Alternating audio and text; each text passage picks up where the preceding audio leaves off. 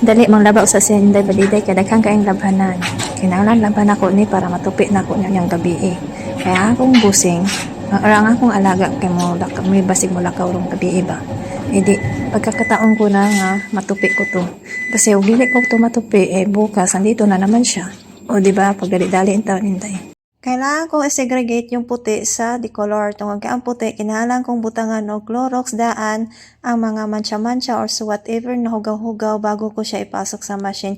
Kaya og dira na ako sa machine, ibutang sa butangan o Clorox, dili kanya siya matanggal ang mga buling-buling. So kailangan ko na itong dali-dali-on kay habang nagmotor pa. Tungkol kay og mag-solar na ni siya, dili na ko kagamit og washing machine. So kinahanglan akong hingagawon ni habang nagmotor pa.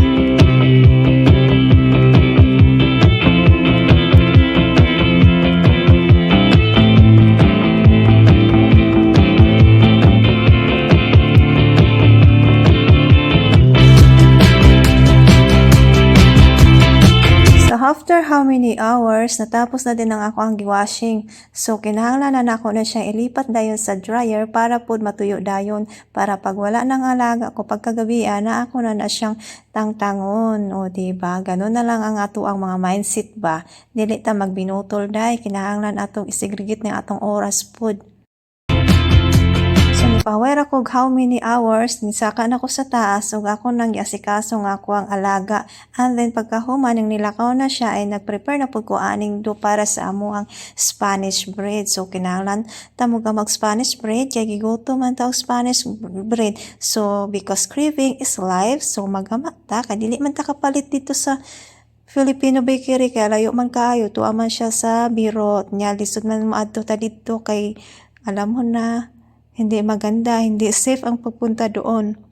So, gagawa na lang tayo ng paraan kung paano tayo makakain ng Filipino bread. O, diba? Ganito lang talaga ang buhay sa ibang bansa. Para-paraan lang para makakain tayo ng Filipino food. Meron namang harina dito, so gagawa tayo ng Spanish bread.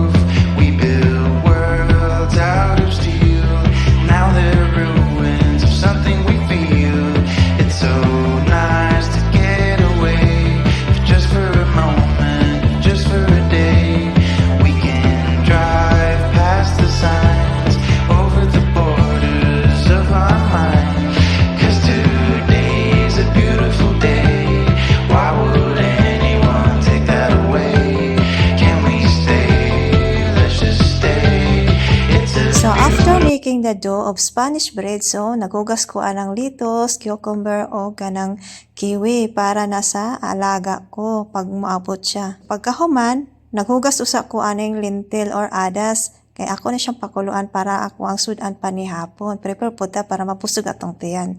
And then nag-slice ko aning down sa chard or tinatawag na sili in Arabic para ni gamito na ko pagkaugma. So ako na siyang giugasan kaninang tanghali. And then ako na siyang ibutang sa plastic para pagkaugma. Gamay na lang akong buluhaton para sa akong lutoon. So sili leaves lang ang ako ang gi-slice. Mag-slice po ko ron og dahon sa henbee.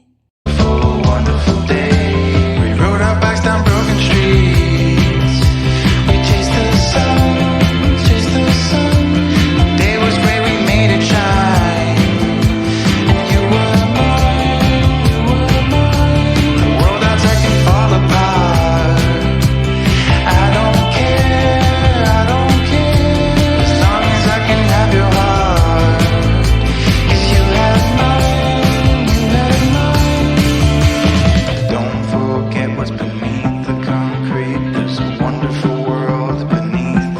Slice buta aning dahon sa dito sa atong isagol diri sa ato ang sinabawang lentil seed. Pagkatapos ng how many hours, nitubo na ato ang dough. So, ato na ning islice ug ato na ni siyang himon og Spanish bread ug ato na ning lutoon day.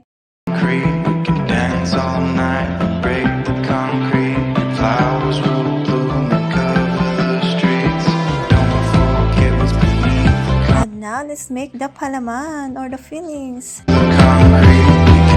All night, break the concrete, flowers will bloom and cover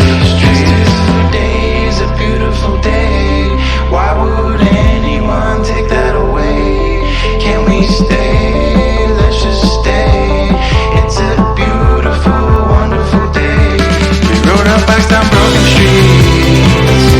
We chased the sun, chased the sun. The day was great, we made it shine. You were alone, the world else that can fall apart. I don't care, as long as I can have your heart. 'Cause you have mine, you have mine.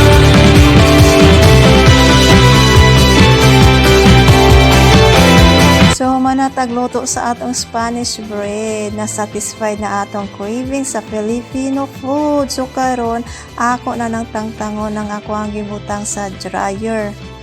Kay ato na ni siyang tupiin and then ato na ni isalansang dito sa drawer sa atong amo and then atong planchahon ang dapat planchahon.